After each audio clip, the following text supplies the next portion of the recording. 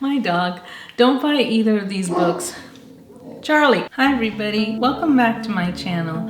Today I'm going to be reviewing all the books I read this winter, starting with I Am Judging You by Luvvie Ajayi. If you like Samantha Irby's Wow, No Thank You, or We Are Never Meeting in Real Life, she's the New York Times best-selling author. She even wrote for Sex and the City. I think she wrote a couple episodes for them. You probably will like I'm Judging You. The reason why I say that is because she has a dry sense of humor and she just makes light observances on everyday annoyances. And in a time when we are seeing airplanes lose their doors mid-flight, I think collectively we're all annoyed when companies put profits ahead of human safety.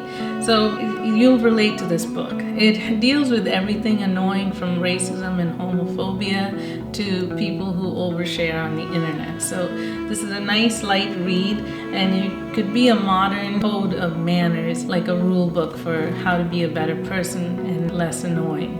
So that's my first book. My next book is Circe by Madeline Miller, and you can tell I took a lot of notes. So I found Madeline Miller when I did the book review for Pride Month last summer, and that was The Song of Achilles. Circe is a story of a nymph who's exiled to an island, and she's the daughter of Zeus. What I love about this book is Madeline Miller conveys every aspect of womanhood, and she does it beautifully, and she makes ancient Greek mythology so accessible to a modern day person who didn't major in classic literature. So I thought she's a great writer. I thought her writing is poetic. I love the book. It was a perfect cure for a long gray winter with its coziness. So this is hands down one of my favorite books in the list I have for you so far. The next book is Celeste Little Fires Everywhere. This book was adapted to a movie for Hulu starring Reese Witherspoon and Kerry Washington. It's a story of motherhood, and it looks at specifically 3 different kinds of motherhood. One where everything's perfect. She has a perfect job as a journalist, married to a successful attorney with 4 healthy children. The next is a mother who's surviving through incredible hardship. She's a single mother raising a teenager alone.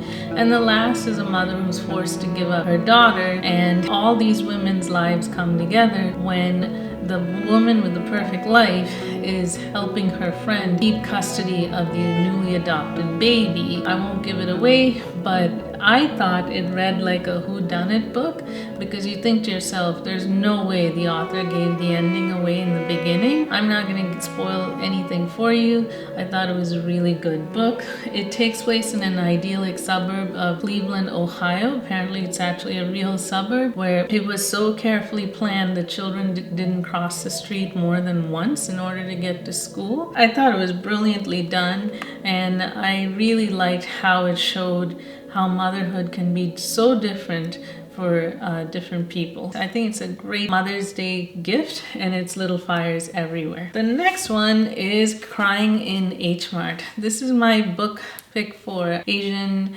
and Pacific Islander month. Crying in H-mart is by Michelle Zauner.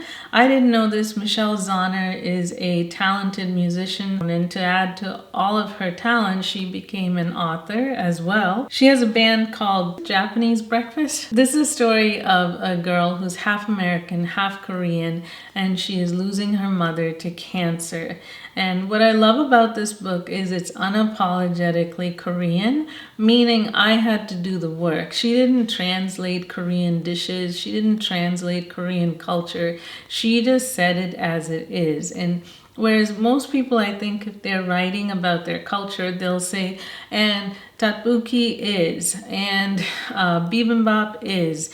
She just said, you know, this is the flavors that are found in tteokbokki, and she doesn't really apologize for her culture. She just tells it like it is, and I really enjoyed the book. I felt a lot of similarities between her book and the book I wrote about minimalism and how I dealt with my mother's illness. And I found I've had a lot in common with Michelle Zauner, and I really appreciate her writing. And I hope when my book is completed, I'm half as good as her as conveying all the complex emotions you feel when you have a loved one who's sick, like that constant state of hypervigilance. I could totally relate to that. I just loved how well she portrayed Korean culture, and even though you may not like her, and even she admits that in her first draft she came across very angry, I got that feeling too. It's really interesting to see how people are different on the page versus real life, because all her interviews on YouTube and social media and even mainstream media, she is absolutely lovable. But in the book, it just comes across as just so much resentment and anger, and I can get that. When you feel helpless, you feel angry, and I totally got that out of the book. And I liked Crying in H-mart. I thought it was a great book. I thought it was very relatable because most big cities have an H-mart, and if you're lucky enough to live in the city of Vancouver, British Columbia in Canada, and you go to University of British Columbia, there actually is an H-mart on campus. How lucky are those kids? But I thought it was a great book, and I'd like to know more about her other talents, and I want to hear Japanese breakfast and learn more about her. She's a very interesting girl. Now, here's the books that did me in. I'm an obliger, which means that I need outer accountability to read. And the way I do it is through book club. And 2 books caused me to go into a reading slump. The first one is The Dictionary of Lost Words. It's the story of a girl who's the daughter of a man who's a member of the group that made the Oxford English Dictionary. If you are an Anglophile and you love England, you love Oxford, you love hearing about the map of the city where Oxford University is, you'll love this book. I found every character interesting in the Dictionary of Lost Words except the heroine, and that was too bad, but that book caused me to go into a reading slump because it took everything in me to finish the book. The next one was Murder in the Family. This book actually became a first DNF for 2024. It did not finish. It was so tedious. It felt like a House of Mirrors in the writing style for a whodunit, and I just couldn't get invested enough to finish the book, and I regret it because the book club met without me because I didn't finish it, and I felt too embarrassed to go to book club not finishing a book. The last one I'm going to talk about is what happens when you let your spouse choose the books for you. So we went to a place, and I'll show you where in a second, but I needed a book to read on the airplane, so I said to my husband, please return all our DVDs. We fell down the Yellowstone rabbit hole, and we're the last people to watch Yellowstone, so we had to go to the library and actually get the DVDs out of the library, and then had to go find a DVD player that was compatible for those DVDs. It was hilarious, but we had to return all of them, and I needed a book to read on the flight, and I didn't have time, so I left my husband in charge of the task of finding me books to read on the airplane. The first is Mr. Penumbra's 24-Hour Bookstore, a novel by Robin Sloan. This book got me hooked from the beginning. Someone is hired to work in a bookstore, and his only responsibility is to document all the patrons, customers that come in. It is set in San Francisco next to a strip club. The characters that come into the bookstore are as interesting as the story itself. I'm not going to give away too much, but there's something very interesting about the book owner himself, and does he belong to a secret society? The book is good, but towards the middle, I'm wondering if this is the same nerd prom that I'm going to meet at the Sphere in in Las Vegas. This book was chosen by my husband. I think men would enjoy this, especially if you're into like Dungeons and Dragons and that kind of fantasy stuff. I think this might appeal to you, but I think even ladies will enjoy this. And because of the geography, I thought that this was a really good selection for me. A Fire So Wild by Sarah Ruiz-Grossman. It feels like California's Paradise Fire. I don't know if you remember that, but photos from space showed that the clouds were actually on fire. I don't know if you remember that fire.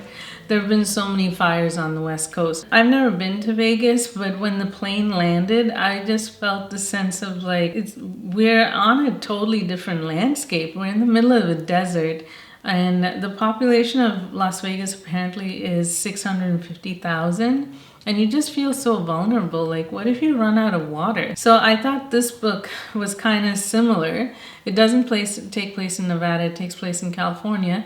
This kind of book kind of felt similar. Like, you can feel like the heat of the day, and you can feel that certain people who are disadvantaged are going to be more affected by certain natural disasters more than others.